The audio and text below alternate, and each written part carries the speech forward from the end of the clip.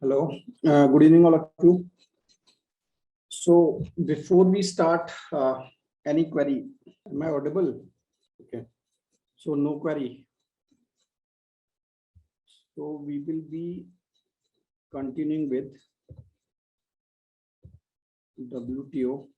And as far as topics are concerned, I think almost all the topics are over related to PT. And WTO, I'll discuss IMF and World Bank. And besides that, I would like to cover some recent topics, right, related to that, the contemporary economy, which appears to be new. If you feel any topic is left, you can ping me and I'll try to cover that topic. So we were on a de minimis provision. So are you clear with the issue of the subsidy? Why India is objecting, not only India, but the developing countries are objecting to the Bali package or Bali Summit 2013. Is it clear to everyone? Right. Next is, now we will discuss some WTO related glossary, and it is usually asked in UPSC.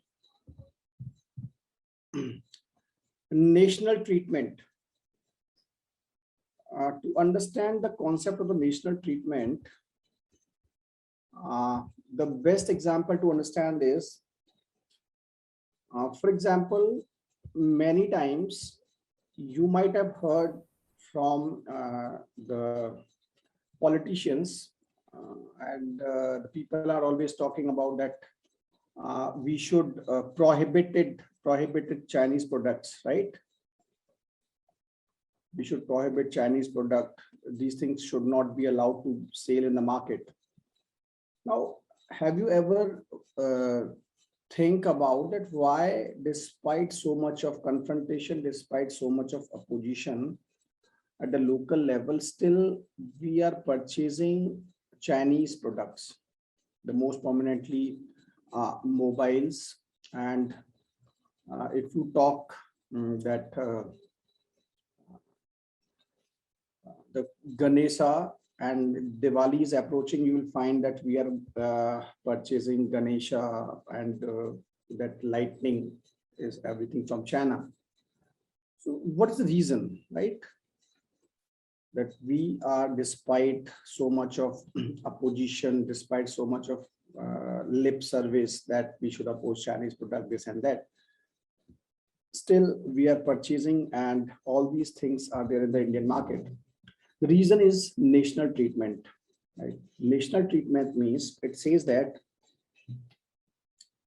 the idea of national treatment is marketing strategies. No, it's more than that. Marketing strategy is somewhat different thing. The reason is, the basic reason is this national treatment. National treatment says that the basic idea of national treatment is that if there is a product A, and that product is coming from, for example, any other country. So any other country, we are taking it China. And you are having any product B. For example, this is Chinese Ganesha, and this is Indian Ganesha, right? This is Indian. Now, what this national treatment is saying, it is saying that this is, for example, boundary, right? This is, for example, boundary of this India. It is saying that once this product A has entered your country, once this product has entered your country, then you have to treat this product A at par with B. That means once this Chinese Ganesha has entered your country, then this A will be treated as B. That means government of India cannot come up with a rule that Chinese products are prohibited in the market, or any district magistrate of any district can come up with a rule that Chinese Ganesha will not be allowed in the Indian market, right? It can be a possibility that a local businessman is free. He's free. He can either sell Chinese product or not. It's his will, because it is about market. Market can take a decision, right? The decision of market is not under the scrutiny of WTO, but any rule and regulation of the government of India or any administrator will be against the concept of the national treatment if they are saying that Chinese product cannot be sold in the Indian market. That means national treatment says that once the product has entered your territory, then this A will be treated at par with B, where B is the Indian product. So this is national treatment. So imported and locally produced goods should be treated equally. That is the crux, at least after the foreign goods have entered the market, right? That means if you say that is national treatment applicable at the border, right? For example, I have told you that national treatment, that means A will be treated to B, equal to B in the interior of the country, in the geographical territory of the country. Is it applicable over here? No. No means that you can put certain trade barriers over here, because if it was considered at par with B at this border, that means no tariff barrier will be imposed upon A when it is at the border, but it is not the case, right? That means you can impose n number of tariff barriers which are allowed in WTO, right, at this border. But beyond this border, once this product A has entered your territory, then you cannot impose any restriction on the sale of this product A, right? The same should apply to foreign and domestic services and to foreign and local trademarks, copyrights, and patents. The principle of national treatment is also found in all the three main WTO. National treatment only applies once a product, service, or item of intellectual property has entered the market. This is to be kept in mind, that this national treatment is only applicable within this territory. It is not applicable at the borders. Therefore, charging customs duty on an import is not a violation of national treatment, even if locally produced products are not charged an equivalent tax, right? So is it clear or not? What is national treatment? So you will be clear that whenever, for example, Diwali is coming, so you will find appeals. Might be, for example, if the PM is saying that please promote your locally produced goods, he can only appeal. He cannot put a restriction through a rule or legislation that Chinese products will not be allowed in the Indian market, because it will be against the concept of WTO national treatment, and India is a signatory to WTO. This is the idea of the national treatment. Is it clear or not? Anybody who is not clear with the concept? Clear? Okay. Then coming most favored nation.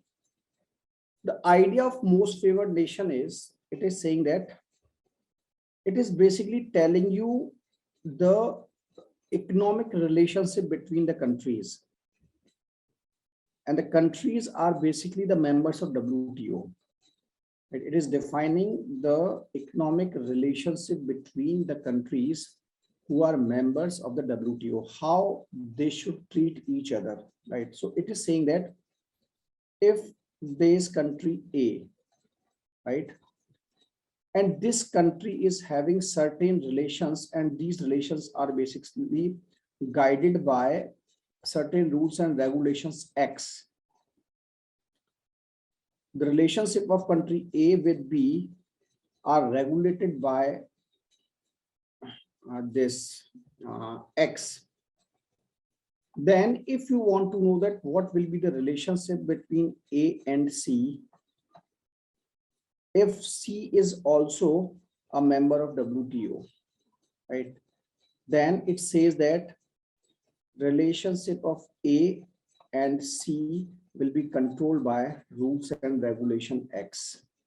If it is following a rule X with B and C is also member, then A will be treating C with the same rules with which it is treating B. That means if you are treating, for example, if India is having certain relationship with US, for example, X. Now, US and Canada are WTO members.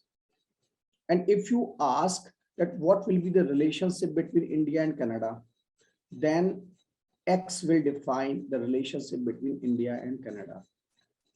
This is basically most favored nation. That means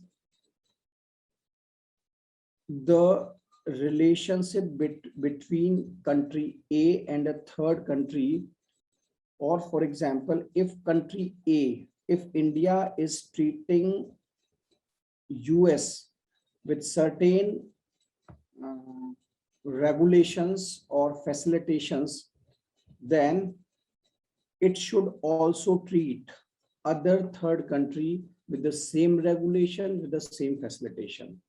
This is basically MFN, most favored nations. That means it has to favor the third country in the same manner in which it is favoring the other country. This is the idea of the most favored nation, right? So under the WTO agreements, countries cannot normally discriminate between their trading partners, grant someone a special favor, and you have to do the same for all other WTO members. That means if you have reduced certain tariff barriers for a particular country, then you have to apply the same tariff barrier to other countries. Some exceptions are allowed. Exceptions are all those exceptions which we have discussed in spatial and differential treatment that we'll discuss also today, spatial and differential treatment, SDT. For example, countries can set up a free trade agreement that applies only to goods traded within the group, discriminating against goods from outside, or they can give developing countries special access to their market, that is SDT. Or a country can raise barriers against products that are considered to be traded unfairly from specific countries. This thing we will discuss in the later on class, right? I'll be discussing all these barriers which are very specific.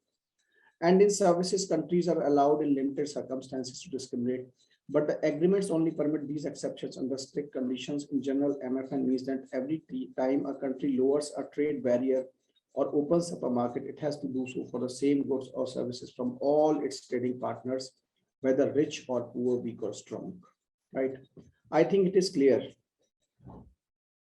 Anybody who is not clear with the concept of MFN? Any query related to MFN? Is it clear? Then coming spatial and differential treatment. Spatial and differential treatment, I have already told you that the objective of WTO is to promote trade, right? Trade. And promotion of trade requires certain infrastructure, right? Or there is difference in the sense that developing countries are having certain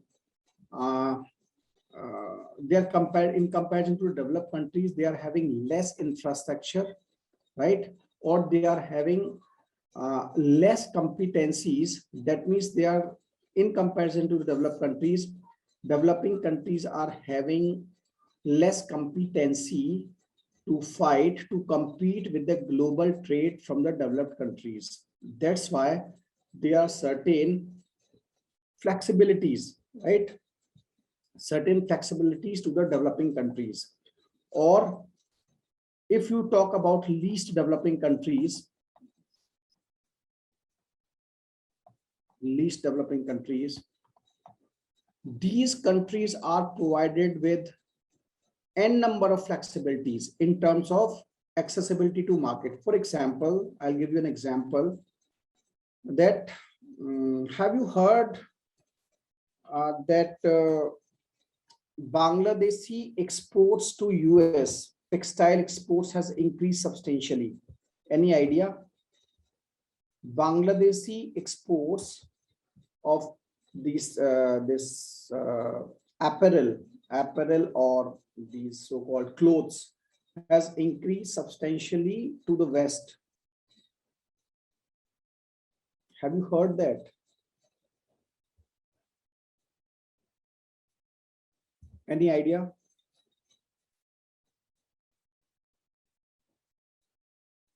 Why you people are not responding? No. Okay. See, have you anybody gone through that chapter of leather and apparel which I told you in economic survey of 1617? Anyone? Okay, let me check it out if it is available on my wait. Is the economic survey visible to you? Economic survey 2016-17. Is it visible on the screen? Okay, now see. This is the chapter. Clothes and shoes. Can India reclaim low skill manufacturing? My single most objective here is go through it. It's a very good chapter. See this.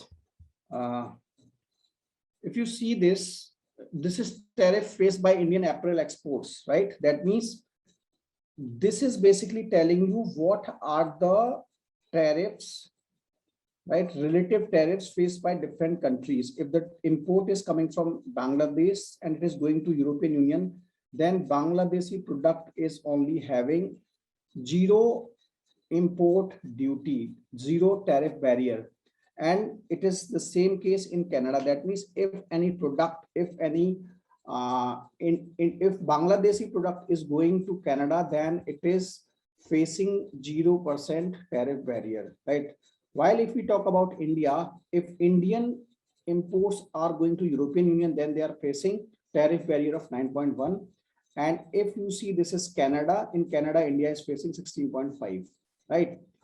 That means if you see this Ethiopia is having zero, be it Europe, be it Canada, be it US, right? Again, if you see here, so this is tariff faced by Indian leather and footwear exports. Then if you see Bangladesh is having 0, 0, 0. Come to India 1.0, 4.4, 7.5, right? And if you think of this Ethiopia, it is having 0 across European Union, 8.8 for leather goods in Japan, while India is facing 5.7 here. For leather footwear, we are facing 24.3, right? If you see Ethiopia, it is having 0, almost 0 across the spectrum, right? This is basically this difference, the difference in the tariff barriers is said to be spatial and differential treatment, right? Now, I think this is clear to you that what is spatial and differential treatment. That means countries are behaving differently and they can behave differently under WTO regime. And this provisioning is under the spatial and differential treatment. And the objective of this treatment is basically to promote trade with the developing countries and trade with the least developing countries. Less the developing country, more are the flexibilities to that country. More countries develop, then more are the tariff barriers, right, or restrictions for trade, right? Because developed countries are having infrastructure, they are having better infrastructure, better systems, right? So that they can compete in the international market. While least developing countries and developing countries are having less infrastructure, less developed systems. So they are provided with certain flexibilities in the form of spatial and differential treatment. One example of this. Another example of SDT is yesterday we discussed, right? We discussed here about the de minimis provision, right? So subsidies are to be reduced for developing countries. This figure was 10%, while in case of developed countries, it was 5%. That means it is again SDT, right? Spatial and differential treatment. So WTO agreements contain provisions which give developing countries special rights under the WTO plate special rights. These rights are SDT. The benefits under the SDT permits the developing countries to enjoy certain benefits like taking longer time periods for implementing agreements and the binding commitments and measures to increase trading opportunities for them. These SDT benefits have given an inclusive nature to the trade liberalization framework of the WTO, right? So this is an idea of SDT. Is it clear? SDT.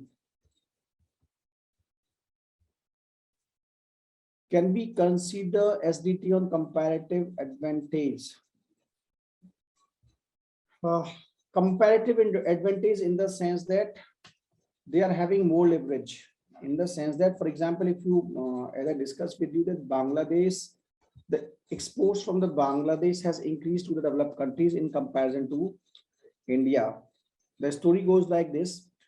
Even I have discussed it with you that when China was going into a recession, first thing. Secondly, at the same time, labor unrest was going on in China. And not only labor unrest, but the cost of manufacturing was also going up in China, like electricity charges, labor wages were going on. In this chapter, you will find there's a comparison of, for example, let me make it clear here. There is one thing, labor tariff faced by.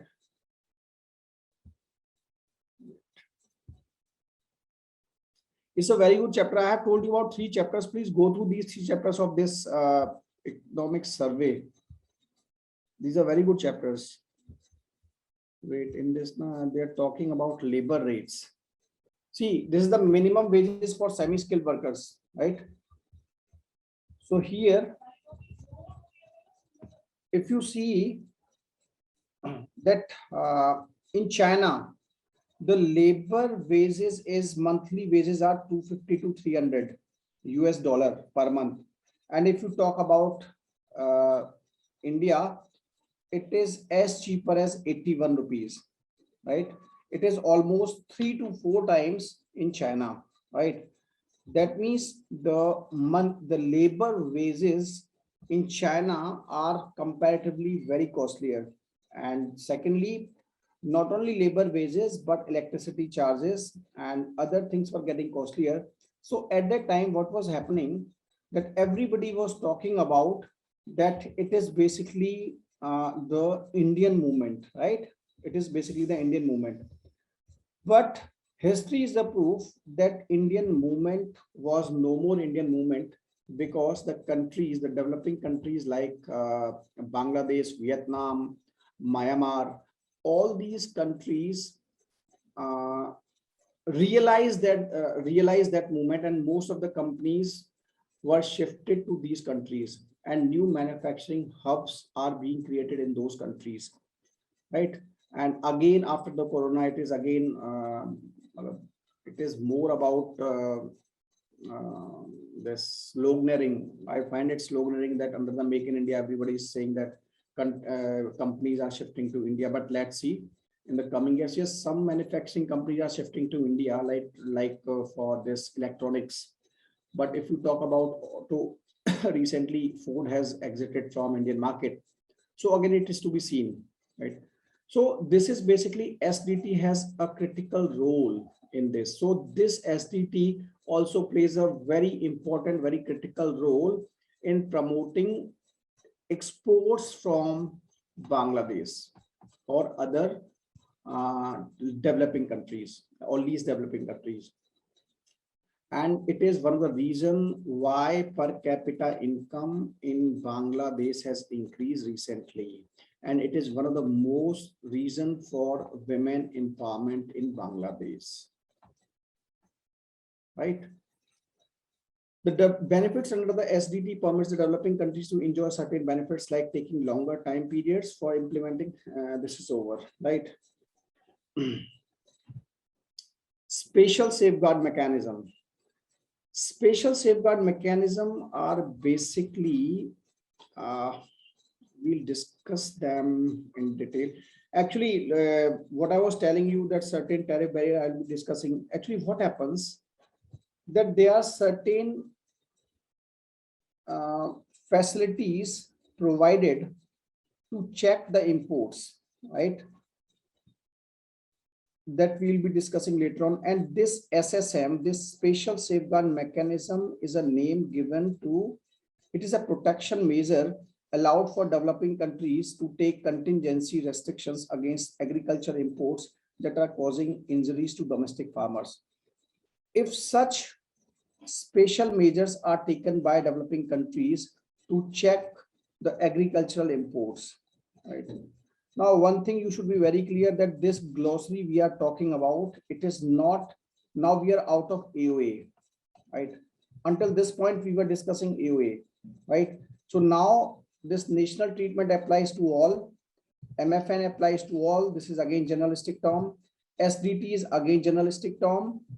This special safeguard mechanism is basically related to AOA, right? So if India observes that import of any agricultural commodity is hurting the domestic farmers, then they can increase tariff barrier, right? The contingency measure is imposition of tariff if the import surge causes welfare loss to the domestic poor farmer. That means first they have to prove that there is welfare loss to the domestic poor farmers. The design and use of SSM is an area of conflict under the WTO. The underlying cause of the disagreement among members was the inability. Now the issue is who will decide that import of a particular commodity is creating problem to the local farmers, right? And when, which type of import or which quantity of import is threatening the livelihood, right? So that means it creates a lot of conflict between the developing and developed countries, right? So SSM is nothing, first we have to keep in mind, it is for the facility provided to the developing country, right? Second, it is imposed against the imports if imports has increased substantially, and this imports is not normal, but it is leading to loss of welfare, right? Welfare is reduced of the local farmers. So this is about special safeguard mechanism. Sanitary and phytosanitary. Sanitary and phytosanitary means that sanitary, as you all know, that it is related to health, right? So these measures are talking about or taking care of hygiene, right? They are taking care of hygiene of the imports. Hygiene of the imports. How? For example, I have discussed a number of times with you that Alfonso in Europe are banned, right? Many times it happens that in Europe, Alfonso mangoes are banned on the pretext that they are having more pesticides, right?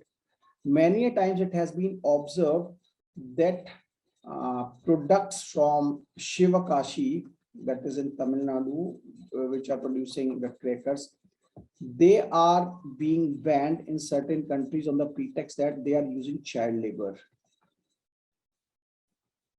right?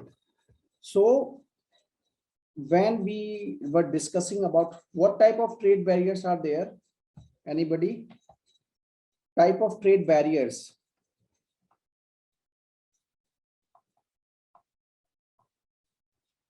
Anybody, what are the trade barrier? What are the different type of trade barriers? How can you check the trade, or what type of barriers can you have?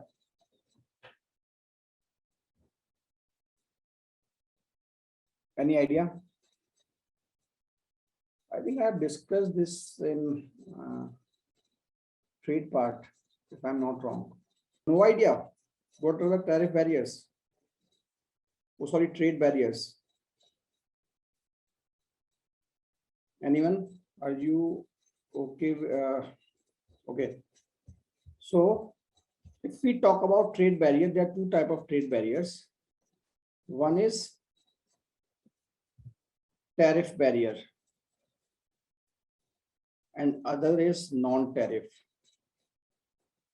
That means till now we have discussed that either we are increasing the duty or reducing the duty.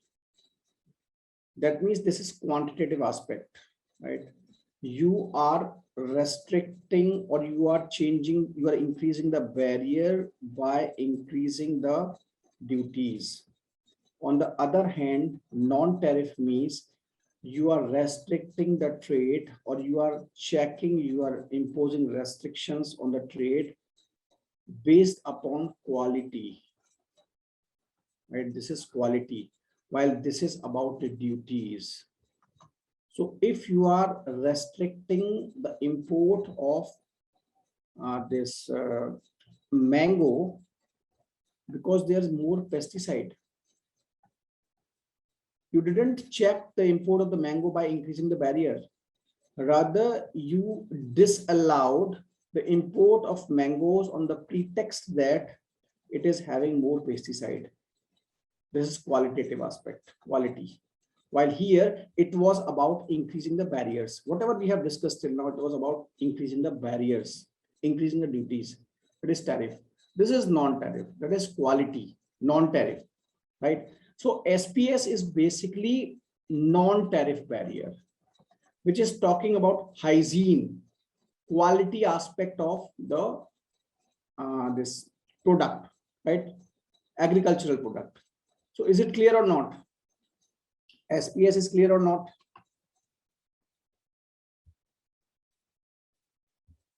So many a times UPSC usually ask, whatever I have discussed this glossary, UPSC usually asks from these things, right? You will find questions. Even if you go to the last year question papers, you will find the questions from these glossary and the terms which we have discussed, right? Next is rules of origin, right? Rules of origin is basically telling you about what is the economic nationality. That means from where the product is originating. Means that what is the origin of the product. For example, why there is need of rules of origin? Any idea? Why is there a need of rules of origin? Rules of origin is that you are telling that product, for example, there's a product A, and rules of origin says that you have to certify what is the origin point of this product A, right? So if A is coming originally from Bangladesh, then rules of origin says that it is coming from Bangladesh. It might be a possibility that this product is originating in China, and this Chinese company has a warehouse in Bangladesh or is having a sister concern in Bangladesh, and it has stored this product in Bangladesh. Then it is being traded from Bangladesh to any other country, for example, US or EU. But the rules of, normally it appears as if this product is coming from Bangladesh. But rules of origin, what rules of origin is saying that what is the origin? What is the economic origin, economic nationality? The economic nationality means from where is it originating? This product is originating from China. So the rules of origin says that this product is not coming from Bangladesh, rather it is coming from China, right? So this is rules of origin. Can anybody tell me that what can be the importance of rules of origin? What can be the importance of rules of origin? Anyone?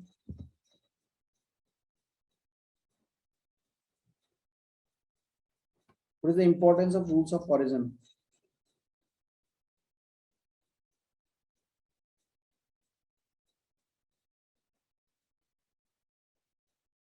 Yes. Basically, the idea is why countries are violating this rules of origin, and or why it is necessary, because in this example, we see that this if anything is coming from Bangladesh, then in EU, it will be facing zero tariff barrier. While in case of China, if it is coming from China, then it will be facing tariff barrier of around 12%. This is why US is interested in rules of origin. Otherwise, what Chinese people will be doing or any other country will be doing, they will be having their sister concern in Bangladesh or such least developing countries or developing country, and from there onwards they will be trading with the other countries, while this country will be at the loss, because if the things were coming from China, they could have imposed 12% of tariff barrier. While in this case, when this thing is actually coming from originating from China, but it appears as if it is coming from Bangladesh, here it is having an imposition of 0%. This is the reason. Right. So this is done by dictating the sufficient level of processing that must take place in a given country in order for the product to be considered as having its origin in that country. Simply in a nutshell, it is basically telling you the economic nationality of goods in international trade. Rules of origin are the rules to attribute a country of origin to a product in order to determine its economic nationality. The need to establish rules of origin stems from the fact that the implementation of trade policy measures such as this depends on the country of origin. Right? So the rules are different for developed countries, developing, and LDCs. Rules of origin have become a challenging topic in international trade, not only because they constitute a highly technical area of rulemaking, but also because their designation and application have not been harmonized across the world. The lack of harmony is more remarkable in the era of regionalism, when more and more FTAs are concluded. So it is an issue. It is an issue in the sense that technically what Chinese company is saying that I am having a company, and this company, the things are being manufactured from Bangladesh, right? So this rules of origin will be saying that it is having its origin in Bangladesh, right? So there are conflicts, right? Unclear. This is unclear sort of thing. So conflicts are also there with respect to the rules of origin. So these are some topics related to your WTO, right? Any query related to WTO? Sorry, I forget to share this PPT. I'll do it today. Right. Any query related to this? WTO, any question? Today, I'll start with this IMF and World Bank. I've already discussed the story of this IMF and World Bank, that how it came into being, and these were said to be the Bretton Woods institutions, right? You should be aware of the functions of all these institutions, first thing. Secondly, about WTO, I have told you most of these glossary. One thing more, I forget one thing. So can a company of the country as a manufacturing in other countries, does it come under rules of origin? See, that's what I'm saying. For example, if you have set up a company in Bangladesh, right? So it will be basically originating from Bangladesh only. It will be coming only from the Bangladesh. Origin will be from Bangladesh itself. So one thing more. When I was discussing yesterday about the de minimis Bali project, actually, I told you that we will be discussing that in the mains part, but one point I should make it clear, because this it can be asked pre. I think it was asked also in pre, that in 2013, when Bali summit took place, then de minimis rules were supposed to be applied by 2016, right? 2017, right? Actually, there was one more important component there, TFA, Trade Facilitation Agreement, Trade Facilitation, Google it, agreement. Basically, TFA was an agreement. It is an agreement which talks about increasing the trade between the countries. TFA says that developing countries should promote the infrastructure in their countries so that more and more trade can take place between the countries, right? Now, TFA is basically talking about investments of the developing countries, right? In the sense that, for example, if you see the recent programs of the government of India, what they are doing, they are executing Sagarmala projects, right? They are making ports efficient, right?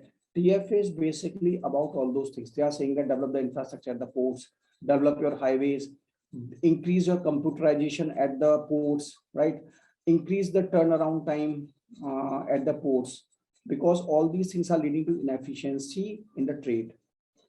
So TFA is basically requires investment from the developing countries, first thing. And it is in favor of developed countries because less and less inefficiencies are at the ports of developing countries. More and more trade will take place with the developing countries, and developing countries are having unsaturated markets. That's why developed countries are focusing on TFA, right? First point. So TFA is in favor of developed countries.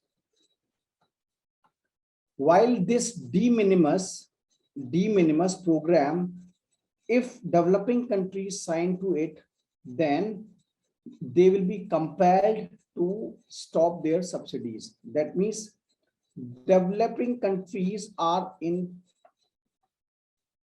concurrence that they should not sign it, right? They are against signing it. Now, what happened at Bali summit, these countries, developing countries does not sign this de minimis idea or subsidy issue. And at that time, it was said that a clause was added to it. It was peace clause. Google it also, peace clause. This clause says that developing countries can continue with the subsidies, right? And this timeline was set as 2017. That means developing countries can continue with their subsidies until 2017 without any restriction, right? This timeline was in 2017. When this government came, this government in 2019 took an assertive view and stated that we are not binded with 2017. We will not follow your dictum of 2017. And they said that we will not sign TFA. We will not sign TFA, right? We will not sign TFA.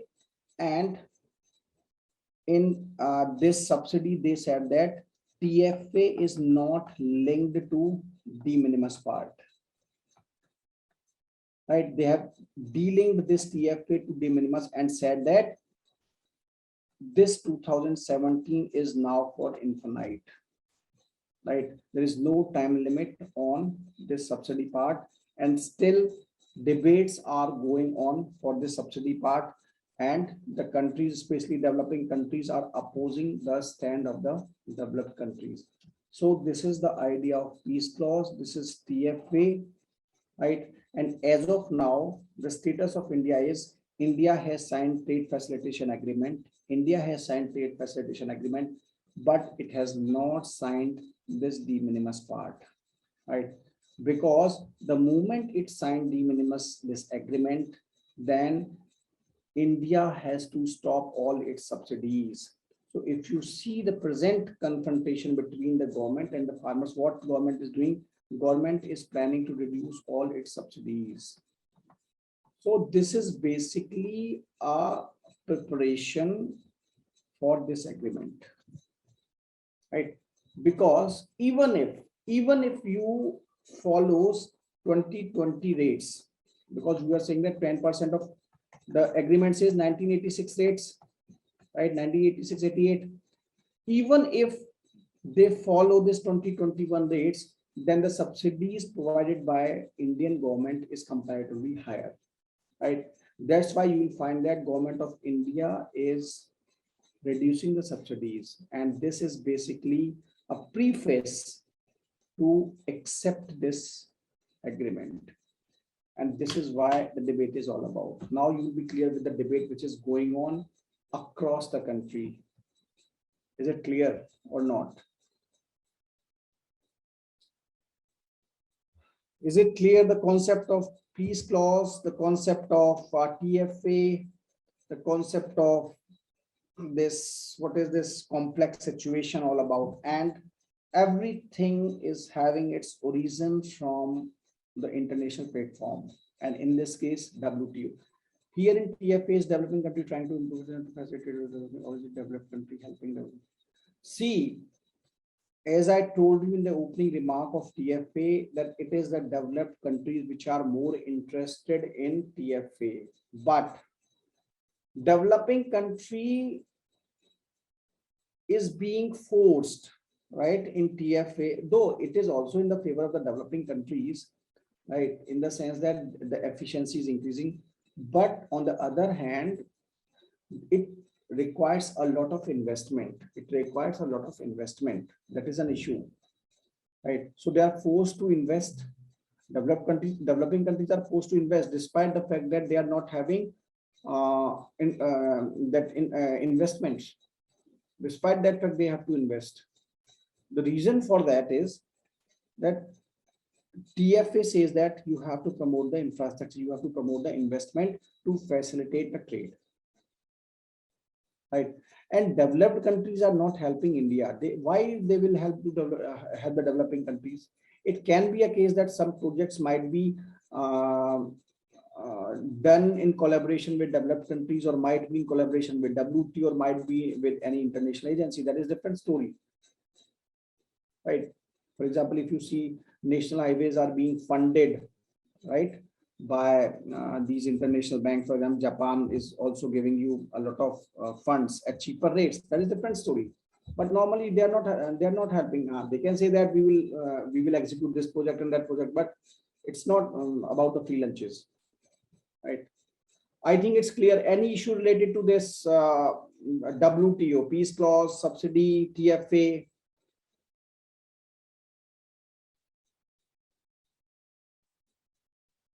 So I think I'll be discussing this IMF and World Bank tomorrow. Right, with this, I'll be discussing that one topic is left. So from my side, I'll be taking class for 1 or 2 days. Right. With that, all topics will be over from PT point of view. And the idea is, see, this is again, I'm telling you that work on it. Are you going through the last year question papers? Are you going through the last year question papers?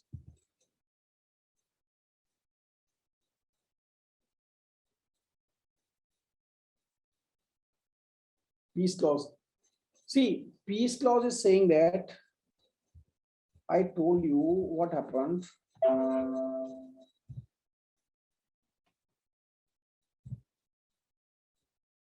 Here I tell you what happened, that in 2013 at Bali summit, developing countries and developed countries were supposed to sign on de minimis idea. That means the moment they signed this 2000 Bali summit, then they have to restrict their subsidies to 10% of 86-88 production. This I have discussed yesterday. Now what happened? Developing country says that we will not sign it, right?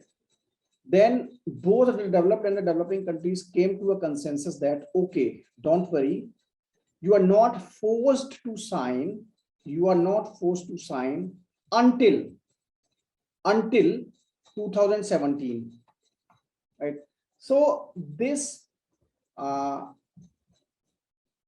this time lag, right, or the delay in signing of this borrowing of the time by until 2017 for signing of this de minimis idea is said to be peace clause, or as per peace clause signed in or agreed upon in 2013 Bali package, developing countries were not forced to sign de minimis, or they can continue with 10% of the subsidy, or whatever subsidy they were giving, they can continue with their subsidies, but that limit was until 2017 only.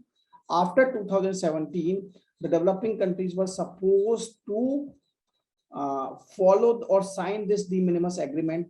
But when this government came in 2014, they said that we will not sign this de minimis agreement.